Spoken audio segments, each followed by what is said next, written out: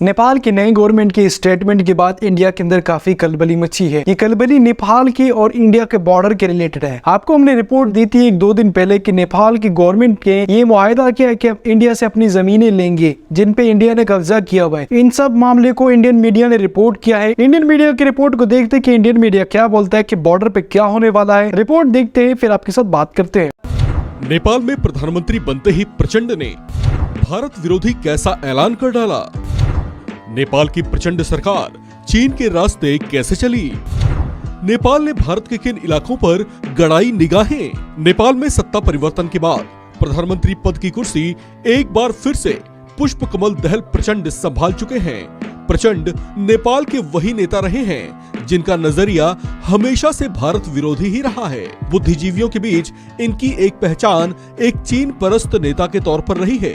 तीसरी बार नेपाल का प्रधानमंत्री बनते ही इन्होंने एक बार फिर से अपना पुराना राग अलाप दिया है। लिहाजा चीन की ओर खास झुकाव रखने वाले और भारत के प्रति तिरछी निगाहें रखने वाले प्रचंड के हाथों में नेपाल की सत्ता आने के बाद एक बार फिर से भारत नेपाल संबंध चर्चाओं में आ गया है। अपने एक ताजा बयान में इन्होंने एक ऐसी बात कह डाली है जो भारत को पूरी तरह से नागवार गुजरी है। नेपाल के नए प्रधानमंत्री प्रचंड ने अपने देश की जनता से एक वादा किया है और वादा ये है कि ये लिम्पियाधुरा, कालापानी और लिपुलेख को वे नेपाल देश का अंग बनाकर रहेंगे। आपको यहाँ बता दें कि ये तीनों ही इलाके भारतीय राज्य उत्तराखंड का हिस्सा हैं। ऐसे में प्रचंड ने इस तरह का बयान देकर भारत की संप्रभुता को चुनौती देने की कोशिश की है।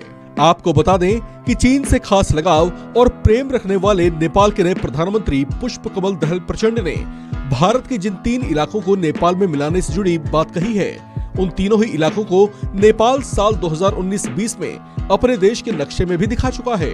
उस समय भी इस मुद्दे पर खूब विवाद देखने को मिला था। बात अगर प्रचंड के राजनीतिक हैसियत की करें तो ये नेपाल के वो बड़े नेता हैं जो पिछले 32 सालों से अपने राजनीतिक दल का शीर्ष पद संभाल रहे हैं। ये पहली बार साल 2008-9 में नेपाल के प्रधानमंत्री बनाए गए थे। उसके बाद साल 2016-17 में भी कुछ समय के लिए प्रधानमंत्री पद पर आसीन हुए थे।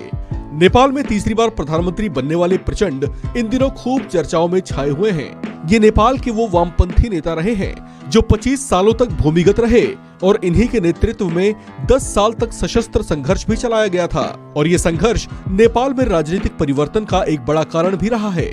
माओवादी उस संघर्ष को एक जनयुद्ध के रूप में देखते आए हैं। इस तरह से अपने विचारों के कारण इनका खास झुकाव चीन की ओर शुरू से ही बना हुआ है। इनका नजरिया भी भारत विरोधी रहा है। एक और विस्तारवादी चीन जहां सरहद पर भारतीय इलाकों पर नजरें गड़ाए बैठा है, वहीं अब नेपाल की प्रचंड सरकार भी चीन के रास्ते दिखाई दे रही है। हालांकि उन्हें इस बात का एहसास जरूर होगा कि भारत की संप्रभुता को ललकारने या उसके सामने खतरा बनने का अंजाम क्या हो सकता है। इस खबर में फिलहाल इतना ही। बाकी अपडेट्स के लिए बने रहिए वन इंडिया हिंदी के साथ।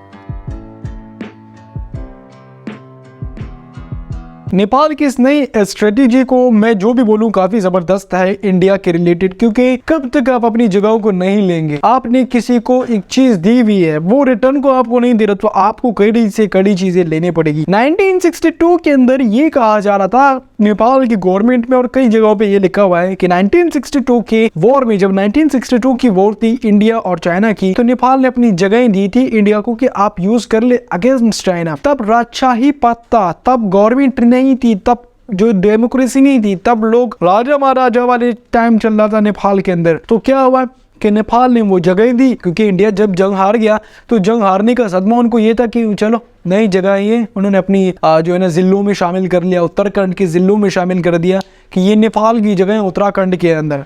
तो अब जो सिनेरियो बन रहा है नेपाल के और इंडिया के बॉर्डर को लेके, ये काफ़ी कठिन हो सकता है, ये काफ़ी खतरनाक हो सकता है। अभी नेपाल के नए प्राइम मिनिस्टर इंडिया जाएंगे, बात करेंगे वहाँ पे। अभी नेपाल के जो नए प्राइम मिनिस्टर 1-2 हफ्ते बाद इंडिया जाएंगे और इंडिया में काफ़ी सारी बातें करेंगे, क्योंकि इनका अपने भी थोड़े बहुत मामला थे, वो भी सेटिंग होंगी और बॉर्डर के बारे में बात करेंगे। रिपोर्ट आपने जाना, अगर अच्छा लगा तो लाइक शेयर एंड सब्सक्राइब कर सकते हैं आप लोग।